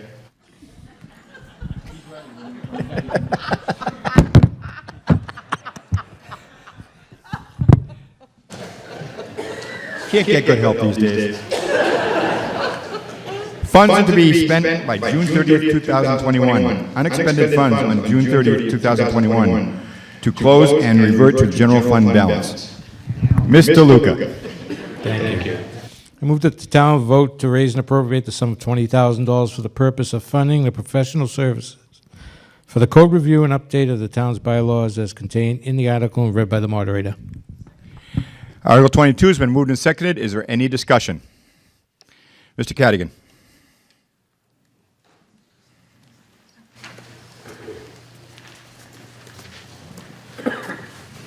John Cadigan, Autumn Ridge Farm. Since we now have voted for salary for a town planner, is this any longer necessary? Mr. Bonpriand. Mr. Moderator, through you to Mr. Cadigan's question.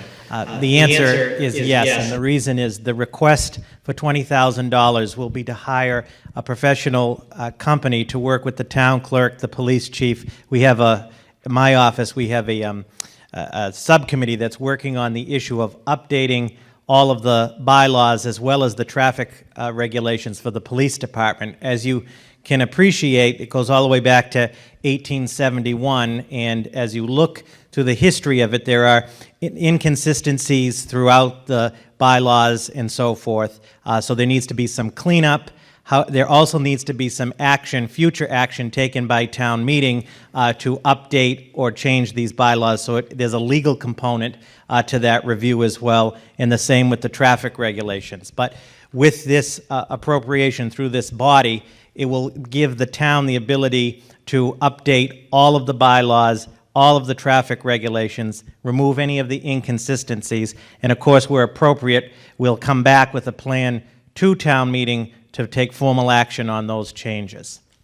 So it is a very specialized service. Mr. Moderator, Ms. Bedurtha. so does that mean this professional company will rewrite our bylaws? Through the moderator. Mr. Bonpriand. To Ms. Bedurtha, what they will do is they will review all of our bylaws, all of the traffic regulations, and they will make formal professional recommendations to us as to what needs to be cleaned up and changed. That also will be in consultation with town council from the legal end. And then we will come back to town meeting where appropriate for your deliberation and action where we need town meeting action to update or change the bylaws. So it is a whole process that will involve town meeting again. It is very complex in nature, and it goes all the way back to the beginning of the town. So we want to get everything cleared up and in good order. Good. Any further discussion? There being none, all those in favor, please say aye. Aye. All opposed? The ayes have it. It's unanimous, therefore it is passed. Article 22, funding for aquatic weed control for town ponds. To see if the town will vote to raise and appropriate the sum of $25,000 for the purpose of funding the aquatic weed control programs for the town's ponds and any incidental and related costs and expenses, or take any action thereon or in relation thereto. Funds are to be spent by June 30th, 2021. Unexpected funds on June 30th, 2021 is to close and revert to the general fund balance. Mr. Moderator. Selectman Hillman. I move that the town vote to raise and appropriate the sum of $25,000 for the purpose of funding the aquatic weed control program for the town's ponds as contained in the article read by the moderator. Article 22 has been moved and seconded. Any discussion? Mr. Bedurtha. Hello again. I was just wondering if there's anybody from the Conservation Commission who just answer. I know a lot of this has to do with Flanagan's or Fletcher's Pond, whichever you want to call it. Is there any kind of actions that will be taken to create more of a buffer from the private property into the pond, so we're not getting fertilization into the pond, which is definitely hurting or helping the weeds grow? but the whole project of trying to get rid of those weeds or control them. So I'm just curious if the Conservation Commission has discussed at all the idea of, adding some sort of a buffer so that people aren't doing this fertilization into the water. Well, And that would be, because that's the money. the chairman of the Conservation Commission is standing right behind you, so, standing right behind you, so. Okay.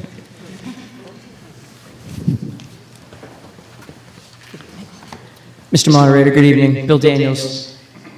To Mr. Bedurth's point, the Conservation Commission obviously cannot restrict the usage of people's properties at the edge of those ponds. However, through the programs that we did last year, through the study that we did in 2013, 14, 15, we determined what appropriate space might be, recommended using different fertilizers. That's the best we can do. It's more of a community outreach than it is a requirement, if that answers your question. Any further discussion? Mr. Moderator, Mark Wetzel from Public Works Department. Also, the Public Works Department we're just starting a project this spring to clean up some of the stormwater outfalls that go into our different water bodies in town. And we're doing a few different methods and seeing how they work out. But that'll stop runoff from the roads that get into the ponds. Some of them are what we call low-impact development improvements with rain gardens, stormwater treatment units, and things like that. So this is going to be an annual project that we'll be taking on and hopefully start reducing some of the impacts and loads onto our water resources. Any further? Mrs. Bedurtha. Mr. Chairman, if you go online, there's several communities that have buffer zones, and they have bylaws especially for this, so you can't put fertilizer so many 100 feet or near the water's edge, and I think that we should be looking into that. The bylaws are going to protect us. Any further discussion? There being none, all those in favor, please say aye. Aye. All those opposed? The ayes have it, therefore it is unanimous and it is passed. Article 24, Memorial Garden. To see if the town will vote to raise and appropriate the sum of $15,000 for the purpose of installing an additional monument and/or plaques, including additional landscape improvements to the Memorial Garden adjacent to Town Hall, and any incidental and related costs and expenses, or take any action thereon or in relation thereto. Funds are to be spent by June 30th, 2021. Unexpected funds on June 30th, 2021 to close and revert to general fund balance. Mr. Moderator. Selectman Livingston. I move that the town vote to raise and appropriate the sum of $15,000 for the purposes of installing an additional monument and/or plaque, including additional landscape improvements in the Memorial Garden adjacent to Town Hall, as contained in the article and read by the moderator. Article has been moved and seconded. All those, any discussion on the article? Mr. Moderator? Selectman Livingston. I just want to say this, that I'm sure a lot of you have seen the Memorial Garden in front of town, or at Town Hall. Every Veterans Day, there's a little ceremony. Memorial Day, there's a little ceremony. So this would put a new plaque or a new monument right there. And as a veteran, as a member of the American Legion, who's an ad hoc member of the Memorial Garden, thank you for the support you've always given us, and I hope that you'll approve this article. Any further discussion? There being none, all those in favor, please say aye. Aye. Opposed? The ayes have it, it's unanimous, and therefore it is passed.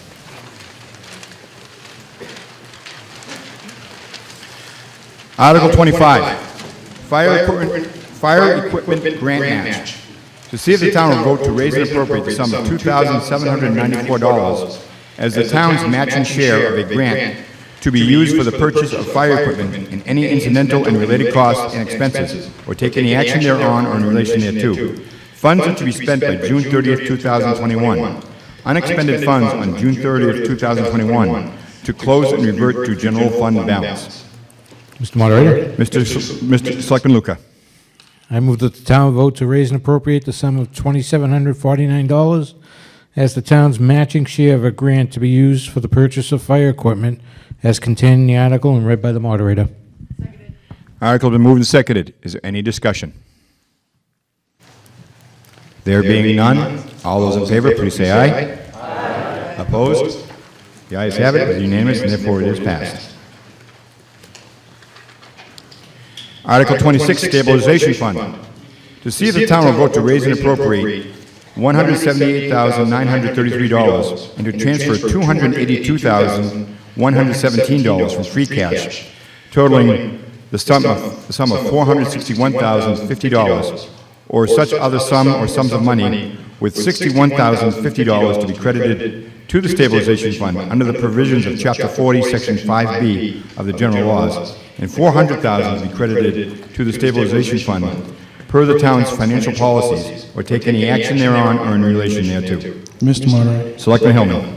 I move that the town vote to raise and appropriate $178,933 and transfer $282,117 from the free cash, totaling the sum of $461,050, with $61,050 to be credited to the Stabilization Fund and $400,000 to be credited to the Capital Stabilization Fund, as contained in the article and read by the moderator. Article has been moved and seconded. Any discussion? Mr. Moderator? Selectman, former Selectman Sullivan. We just have the town accountant advise us what the balances in the two stabilization accounts will be if this article passes. Lisa? Get the microphone right there. Carly's got the mic for you. Through the moderator. The current balance in the stabilization fund is $2.3 million plus change. And in the capital stabilization fund is $1,147,000. So, do the math. Yeah. Any further discussion? There being none, all those in favor, please say aye. Aye. Opposed? The ayes have it. It is unanimous, and therefore it is passed. Other business articles. Article 27.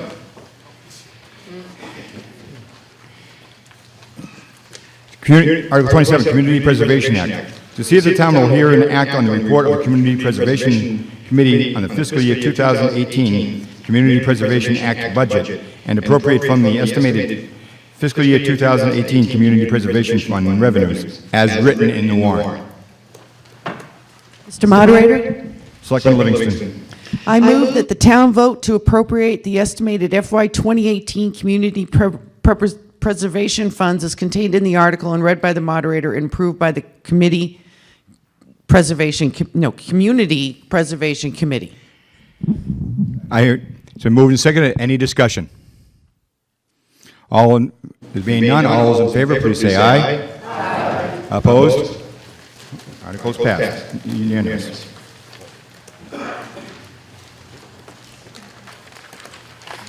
Article 28, Community Preservation Funding of Peroni Park Perimeter Walking Path. To see if the town will vote to transfer from the Community Preservation Undesignated Fund balance a sum of money not to exceed $72,000 to the Ayer Parks Department for the construction of an ADA-compliant perimeter path around portions of Peroni Park, or take any action thereon or in relation thereto. Mr. Moderator. Selectman Luca. I move that the town vote to transfer the sum of $72,000 from the Community Preservation Undesignated Fund balance to the Ayer Parks Department for the construction of an ADA-compliant perimeter path around portions of Peroni Park as contained in the article and read by the moderator and approved by the Community Preservation Committee. Article has been moved and seconded. Is there any discussion? Moderator. Ms. Bedurtha. I have a question. No. Oh, come on. Is this going to be paved? This path is going to be paved? We have anybody from the Park Committee? It's a lot of money you want it here? to last a while. Jason. Mr. Moderator, Jason Mayo, Chairman of the Air Park Commission.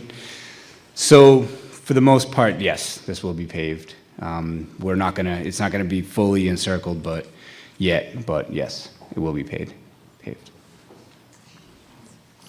Any further discussion? Ed Kelly. Mr. Moderator. Again, I'm confused when we do things like this, but the cost, it says, is 72. We just passed also a survey of 15,000 So this project doesn't cost 72,000, it costs 87,000, correct? I'm not Mr. for Mayo. it, not for it or against it, I'm just saying this total project is more than it indicates. Mr. Mayo. Yes, that's correct. The total project would be about 85,000. We're only seeking a certain amount from the CPC funding in order to be able to possibly tap that later on. The 15,000 is for a portion of the park that we need surveyed. That's along the Air Housing Authority property. We don't technically own that property, but there is a slope that's coming down. It's just a runoff slope from the parking lot above there that would require quite a bit of engineering. We can't just cut into it, pave the path there. We have to get some good data behind it and see about putting in a retaining wall. We also have to work with the Air Housing Authority and everything. So we figured we would get a portion from CPC to fund about 90% of the path, and then use the survey fund in a different source to do that portion of it. Any further discussion? There being none, all those in favor, please say aye. Opposed? It's unanimous, therefore it is passed. Article 29, community preservation funding of local match portion of Air Dog Park grant. To see if the town will vote to transfer from the community preservation undesignated fund balance a sum of money not to exceed $20,000 to the Air Department of Public Works for the construction of a dog park on Snake Hill Road adjacent to the Pingree Hill subdivision as the town's required share of a grant, or take any action thereon or in relation thereto. Mr. Moderator. Selectman Hillman. I move that the town vote to transfer the sum of $20,000 for the Community Preservation Undesignated Fund to the Air Department of Public Works for the construction of a dog park on Snake Hill Road adjacent to Pingree Hill subdivision as contained in the article read by the moderator and approved by the Community Preservation Committee. Seconded.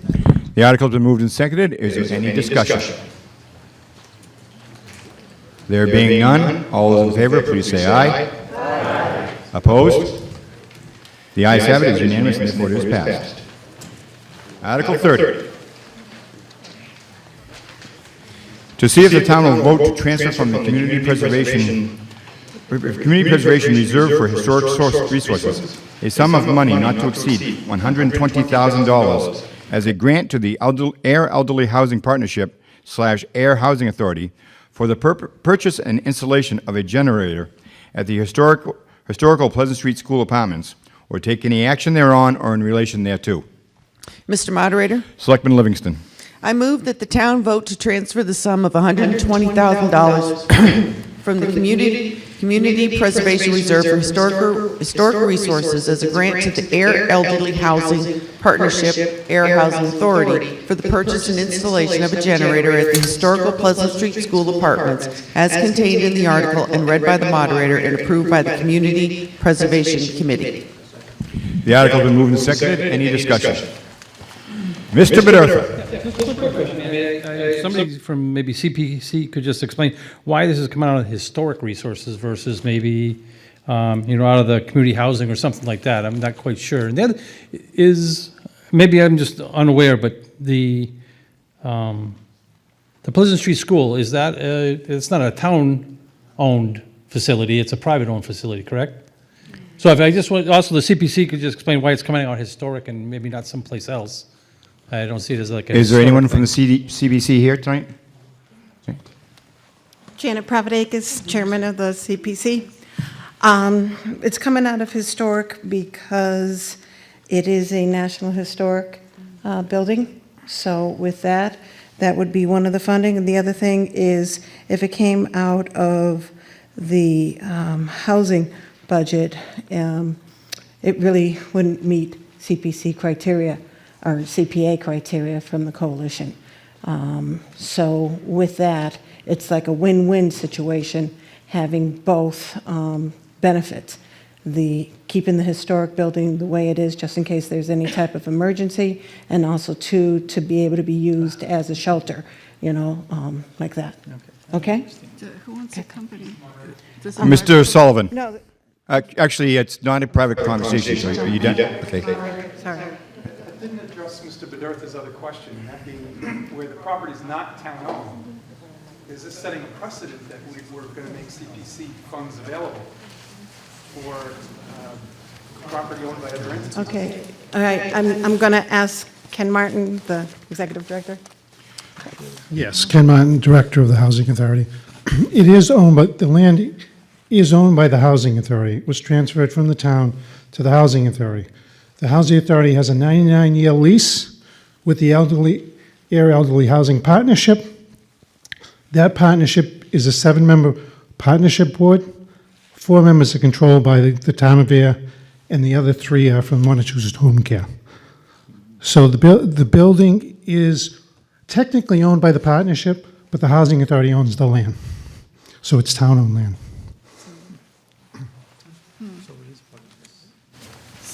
Ms. Bedurth. Just so I understand this, Mr. Chairman. So who is the other company then that owns the property? It's right there in the article. Okay, all right. The Ayer Elderly Housing Partnership. Any further discussion on the article? There being none, all those in favor, please say aye. Aye. All opposed? I hear 1 nay, but it only requires a simple majority, and the motion is passed. Article 31, Community Preservation Fund, fiscal year 2018, transfer of funds.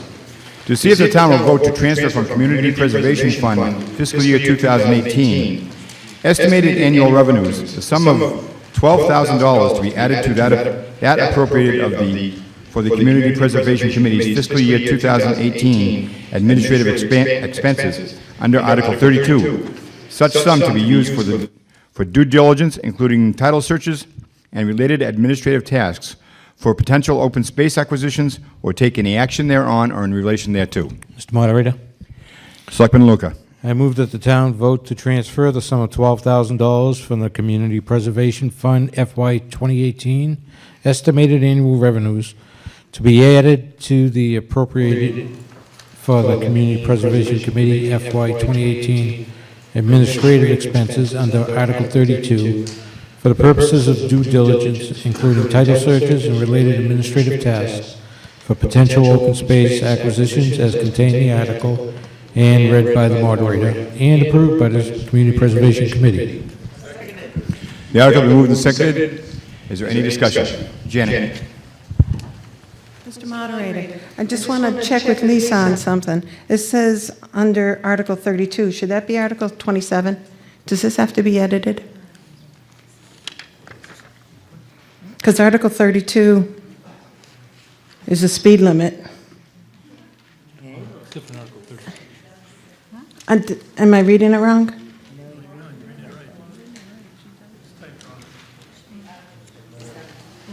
Okay. Article 27. You wish It is. It should be edited so that. You need to make a motion to amend it then. Can I make a motion to amend this article to state administrative expenses under Article 27? So you want to strike out Article 32 and replace in its place Article 27? Yes, I'd like to have that. Is there a second? Second. Okay, the article has been moved and seconded to amend the article to replace Article 32 with Article 27. Is there any discussion on the amendment, not on the original article, but on the amendment only? There being none, all those in favor, please say aye. All opposed? The ayes have it, and the motion is amended. Now, discussion goes back to the original motion as amended. Any further discussion? There being none, all those in favor, please say aye. Aye. All those opposed? The ayes have it, and the motion is passed.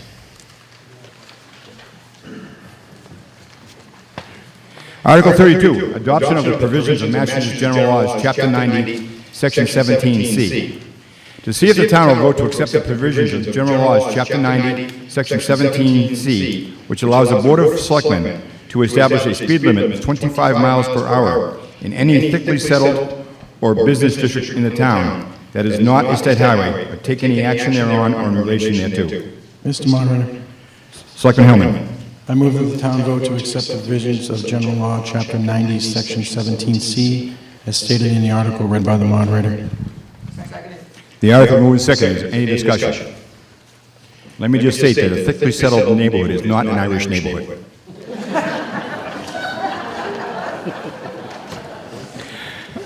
Any further discussion on Article 32? There being none, all those in favor, please say aye. Aye. Opposed? The ayes have it. It's unanimous, and therefore it is passed. Article 33. Solar lease for a landfill site. To see if the town will vote to transfer the care, custody, and control of a parcel of land located at 100 Groton Road and known as a closed town landfill, as written in the warrant. Mr. Moderator? Ms. Selectman, Selectman Livingston. Who am I? Mrs. Goodwin? All right. I move that the town vote to transfer the care, custody, and control of the parcel of land located at 100 Groton Harvard Road and known as the closed town landfill from the Department of Public Works for DPW purposes jointly to the Department of Public Works for DPW purposes and the Board of Selectmen for the purpose of leasing such parcel of land and granting easements on, over, and under such parcel of land for installation of renewable energy facilities as stated in the article and read by the moderator. The article has been moved and seconded. Is there any discussion? Ms. Bedard. Mr. Moderator, I have some questions on this. The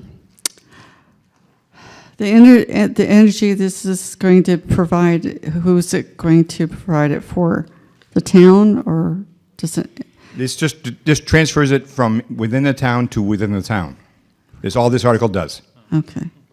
So it's different from Article 34? Yes, that's why there's two separate articles. Uh-huh, okay.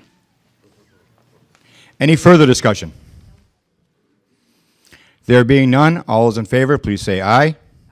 Aye. Opposed? It is unanimous, therefore it is a two-thirds vote, and it is passed.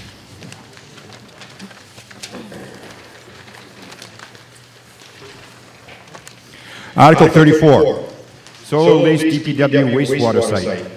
To see if the town will vote to transfer from the care, custody, and control of the parcel of land located at 25 Brook Street, known as closed wastewater sludge landfill, shown on Assessors Map 25 as Lot 23 from the Department of Public Works for DPW purposes, jointly to such board for the purposes of which such land is being held, and to the Board of Selectmen for the purposes of leasing such parcel of property and granting easements on, over, or under such parcel of land for the installation of renewable energy facilities, as written in the warrant. Mr. Moderator. Selectman Luca. 9 o'clock, 34 articles. Great job. Thank you.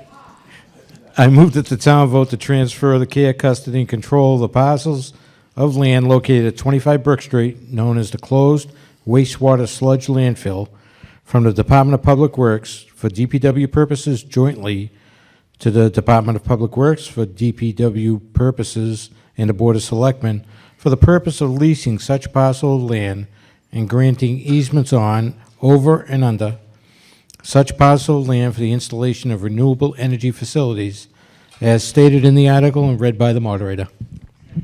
The article is moved and seconded. Is there any discussion? Ms. Bedurtha. I'll try to get this right. So this is going to be a project for solar power, right? Actually, no, this does not say that. No. This Okay. just transfers the land down at the DPW site, just like the previous article did, from just the DPW to the Board of Selectmen and any other committee, I believe it's written, and that they may authorize a lease.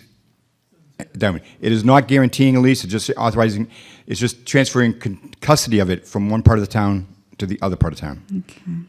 Okay. Any further, Mr. Bedurtha? Maybe I'm asking the same question, but this is talking, part of this article is about talking about the selectmen possibly entering into a lease. And I guess if I could just ask the selectmen, if we do go forward with a solar project on this property and they do enter into a lease, does anything come back to town meeting for discussion about that, or is it purely just the Board of Selectmen can do whatever they want in relation to This authorizes them to enter into the lease. So there's no further town meeting agreements or anything that have to happen? No. Pretty tricky. Selectman Livingston? Yes, they can. So this would give us permission to enter into a lease, okay? And though it has been just agreed it would not come back to town meeting, you can still attend the Board of Selectmen meetings. They're posted. You can check online. You can see our website here. It's even on the town warrant. And you can get our agendas. So you would know when we were going to be discussing it, so that if you wanted to be there, you could. So everything would still be happening all out in the open, okay? Mr. Botbrand. Mr. Moderator, through you to Mr. Bedurth's question, and just for the benefit of town meeting, both of these articles tie into the town's solar project, which was recommended by the town's Energy Committee to the Board of Selectmen, and I know that Superintendent Wetzel worked on this. It went out to bid for RFPs for firms to respond to the town. The town has gone through the procurement process and has selected a firm to develop these solar sites, and so these two articles are procedurally required to enter into the lease for this project. Any further discussion? There being none, all those in favor, please say aye. Opposed? I heard one no. In the opinion of the moderator, it is a two-thirds vote, and therefore the article is passed.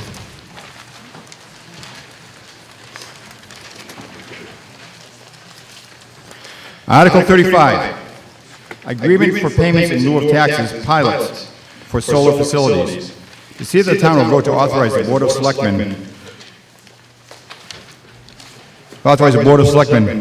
to enter into one or more agreements for payment in lieu of taxes or pilots pursuant to General Laws, Chapter 59, Section 38H, subsection B, or take any other enabling authority for real or personal property taxes with the owners of renewable energy facilities to be installed on town-owned land at locations set forth below, as written in the warrant. Mr. Moderator. Mr. Hillman. I move that the town vote to authorize the Board of Selectmen to enter into one or more agreements for the payments in lieu of taxes or pilots pursuant to General Law, Chapter 59, subsection 30HB, or any other enabling authority for real and personal property taxes with the owners of renewable energy facilities to be installed on town-owned land as stated in the article and read by the moderator. The article's been moved and seconded. Any discussion? Mr. Cadigan.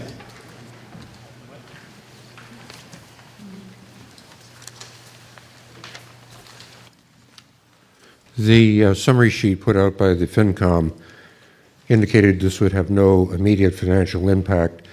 It sounds like from the selectmen, however, that a firm has been selected to move this project forward. That would seem certainly to have financial impact. I don't know what immediate means. I'd really like to hear an analysis from the FinCom about a pilot approach, the trade-offs with that versus traditional property taxes.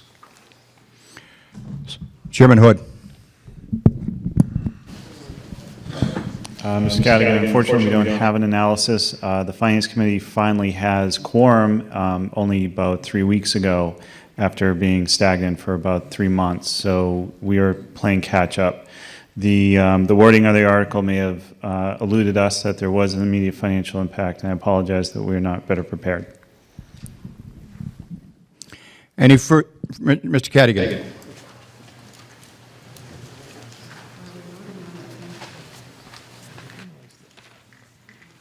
In terms of terminology, would it be fair to say that since the property itself is owned by the town, it can't charge itself a property tax, and we're talking about payments in lieu of a traditional property tax for that reason, much as you see in some of the educational institutions in Boston, the colleges make payments since they are normally exempt If you could just clarify the terminology. That'd be Mr. Pombriand. Mr. Moderator, through you to Mr. Cadigan, his analysis is exactly correct. That is the intent. Any further discussion?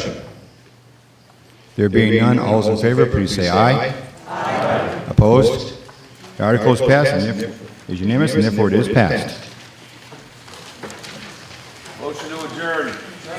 I have moved second, motion to adjourn. All those in favor, please say aye. Aye. Opposed? I didn't think so. Have a good night, gentlemen. Everybody, join me down the shore.